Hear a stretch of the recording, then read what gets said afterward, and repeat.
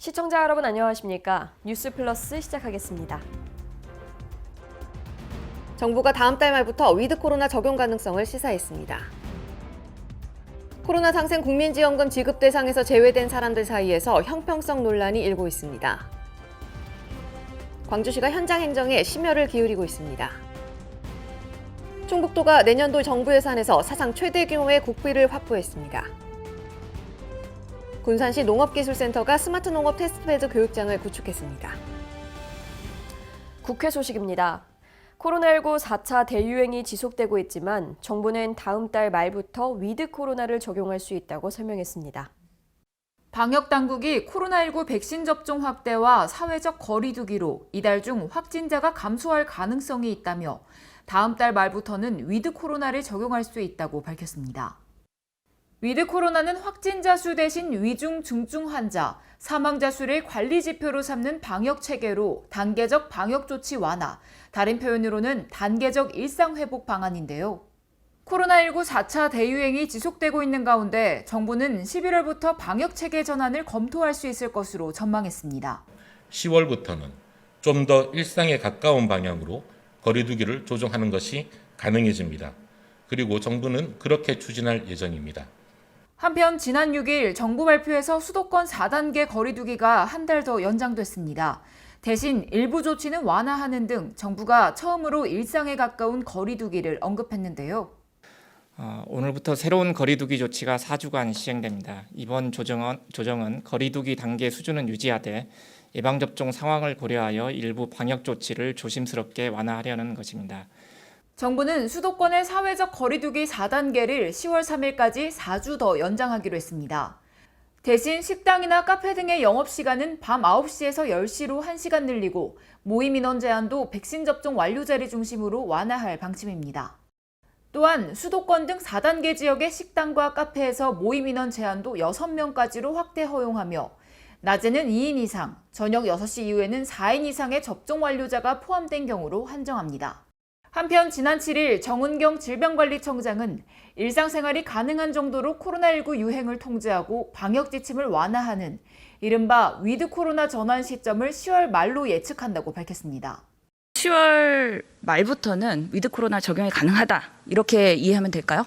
일단 검토가 가능한 전제라고 판단하고 있습니다. 검토가 가능하다. 10월 말부터. 적용을 해볼 수 있는. 문재인 대통령은 6일 수석보좌관 회의에서 코로나 상황이 진정되면 방역과 일상을 조화시킬 수 있는 새로운 방역 체계로의 점진적 전환을 모색할 수 있을 것이라고 밝혔습니다. 백신 접종률이 높아지는 만큼 코로나 상황이 진정되어 나가면 방역과 일상을 조화시킬 수 있는 새로운 방역 체계로의 점진적인 전환을 모색할 수 있을 것입니다.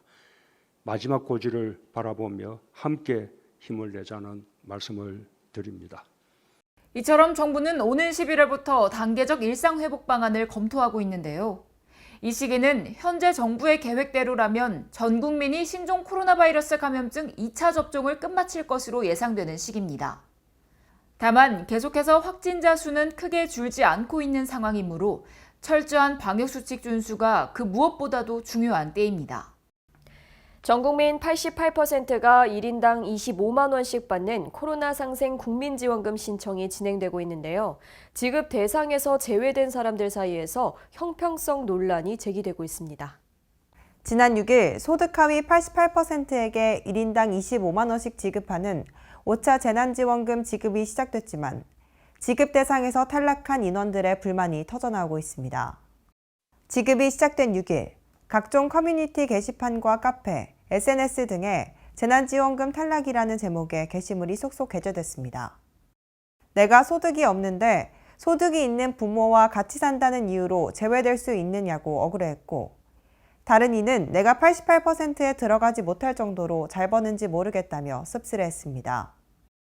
또 건강보험료 1,000원 때문에 못 받아 억울하다는 사연도 올라왔습니다.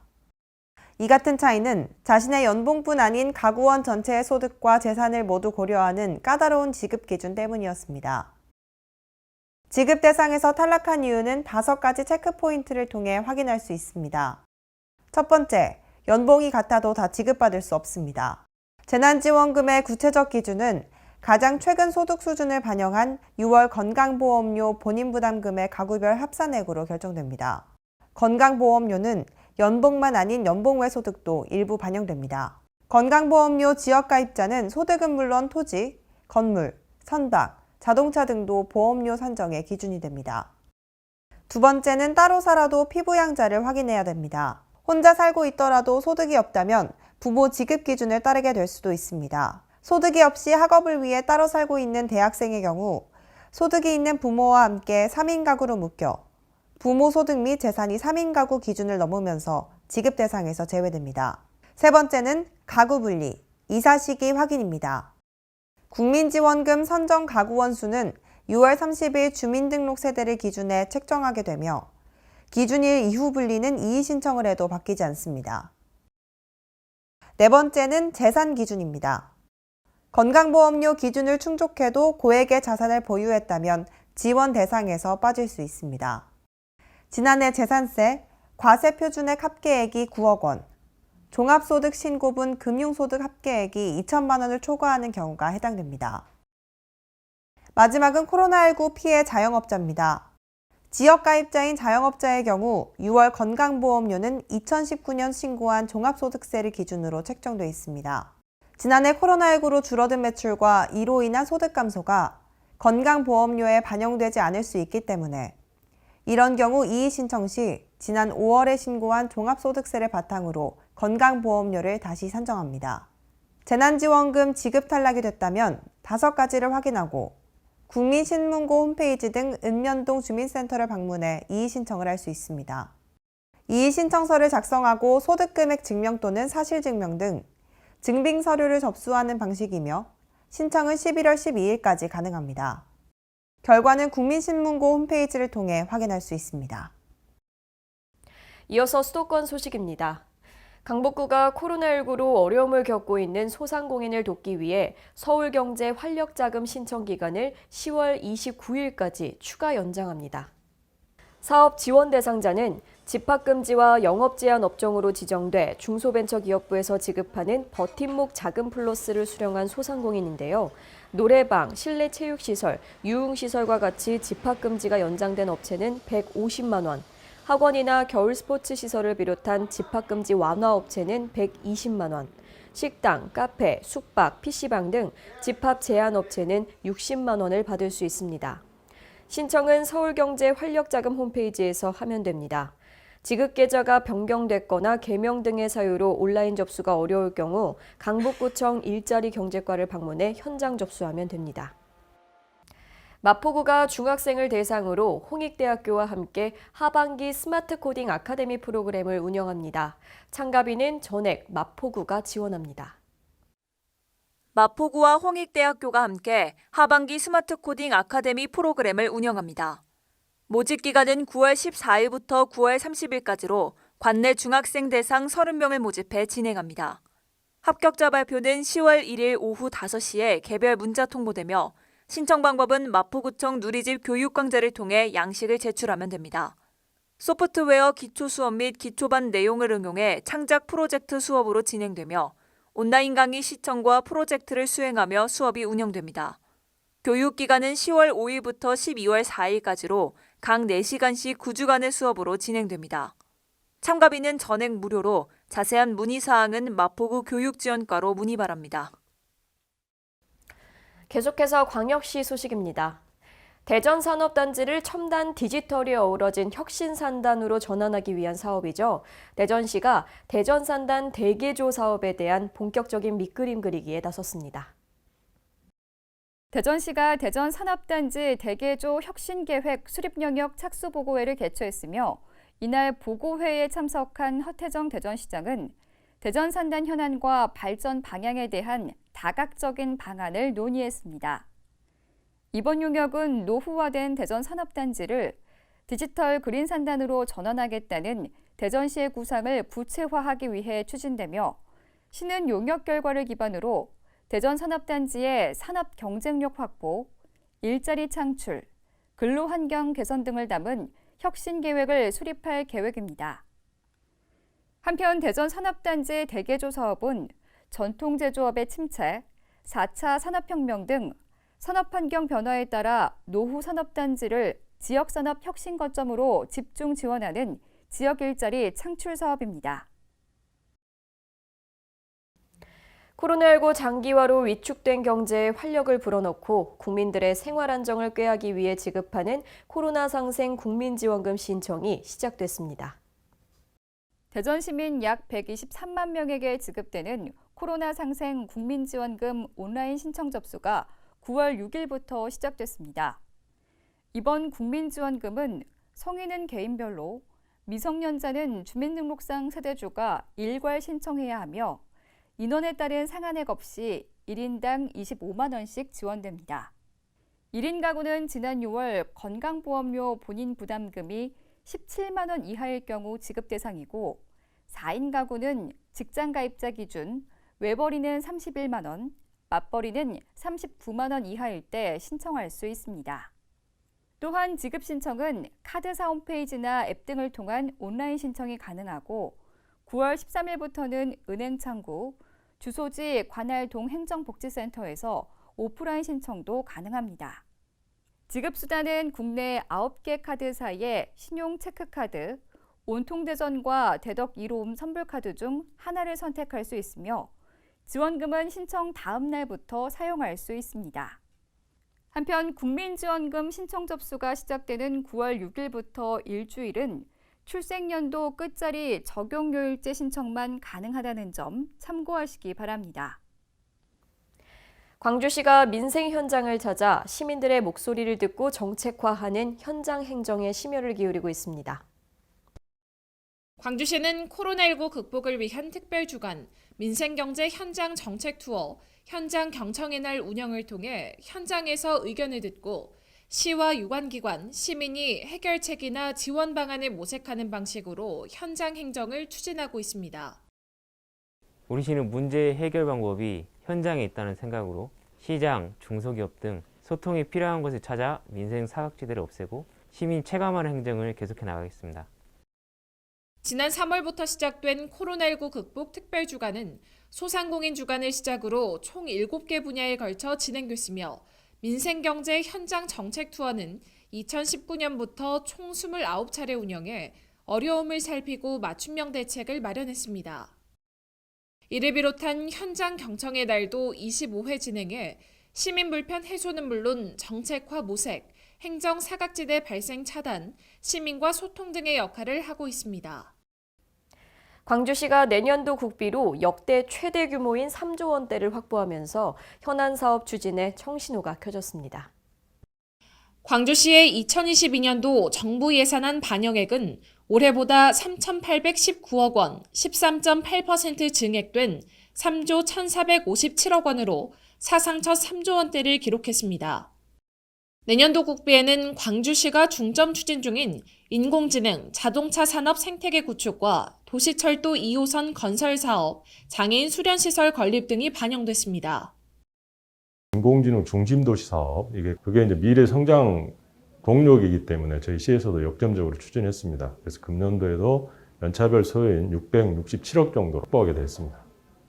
광주시는 그동안 국비 확보를 위해 청와대와 정부 부처 장관 등을 찾아 지역 현안 사업의 필요성을 강조했으며 앞으로도 정부 예산안에 미반영된 현안 사업비 확보를 위해 적극 나설 방침입니다.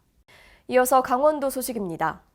보건의료원에서 보건진료소의 혈압계, 혈당 측정기 대여와 소모품 지원 사업을 이달부터 시작합니다.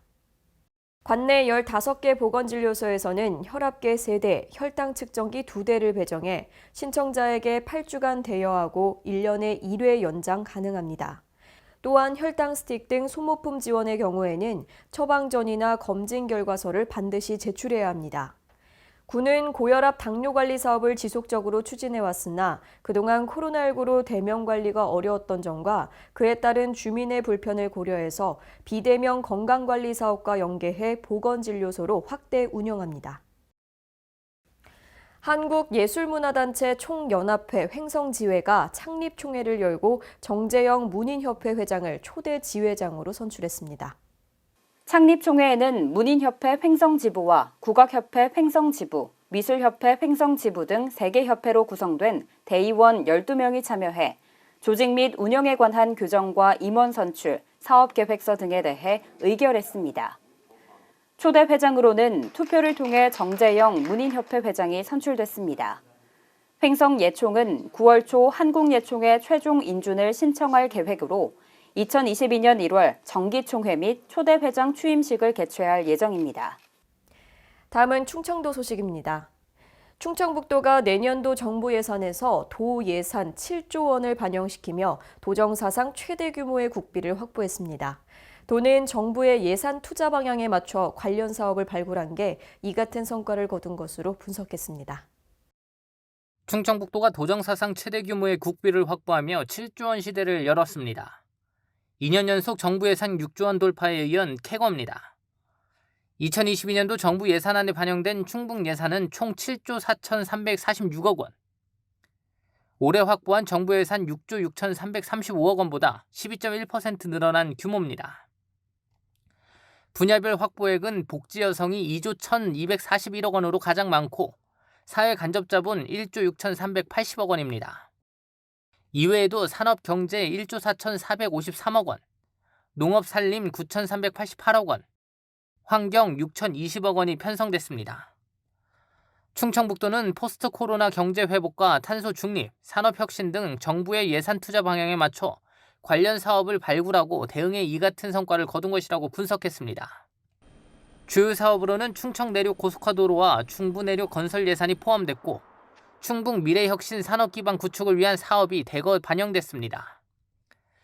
디지털 경제 전환에 따른 뉴딜 대응을 위해 메타버스 컨벤션 플랫폼 구축과 AI 융합 미래체험이 포함됐고 세포 유전자 치료제, 생산 공정 평가 기술 개발 예산도 확보했습니다. 특히 이 사업은 바이오 태양광 등 충북 6대 신성장 분야의 미래 먹거리 사업으로 꼽히고 있습니다. 이외에도 감염병에 대응한 청주의료원 음압격리병실 확충, 자연재해 위험 개선지 정비, 국제무예 활성화 사업도 반영됐습니다. 경상도 소식입니다. 코로나19 방역 관리를 위한 양산시 안심콜 출입관리 시스템을 관내 전통시장 대상으로도 개통했습니다. 전통시장은 출입관리 의무 적용 시설은 아니지만 타 지역과 왕래가 잦고 불특정 다수가 방문하는 장소로 양산시는 상인회와 협력해 개통을 추진했습니다. 앞으로 남부시장과 덕계 상설시장을 방문하는 방문객은 안심콜 번호로 전화를 걸어 안심코드 4자리만 입력하면 쉽고 간편하게 출입이 체크되며 감염원 추적 등에 큰 성과를 낼 것으로 양산시는 보고 있습니다. 지난 태풍으로 포항 곳곳에서 피해가 속출했습니다. 주택, 농경지 침수 피해와 함께 도로와 교량 등 도시 인프라도 많은 피해를 입었는데요. 특히 죽장면은 그 피해를 가늠하기 힘들 정도입니다. 포항시는 태풍 피해 복구에 전력을 쏟고 있습니다. 포항시가 제12호 태풍 오마이스의 피해 복구에 총력을 기울이고 있습니다. 지난달 24일 포항을 지난 태풍 오마이스에 따른 기록적인 집중호우로 죽장면과 구룡포읍을 중심으로 도로와 주택, 상가가 침수되고 일부 하천이 범람해 농경지가 물에 잠기는 등 많은 피해가 발생했습니다. 포항시는 시민 불편을 최소화하기 위해 생활과 밀접한 분야의 우선 응급 복구 작업에 속도를 냈습니다. 공무원과 군장병, 지역 자생봉사단체는 물론 타 지역 봉사단 지원까지 포함해 연인원 4천여 명의 도움의 손길이 꾸준히 이어졌습니다.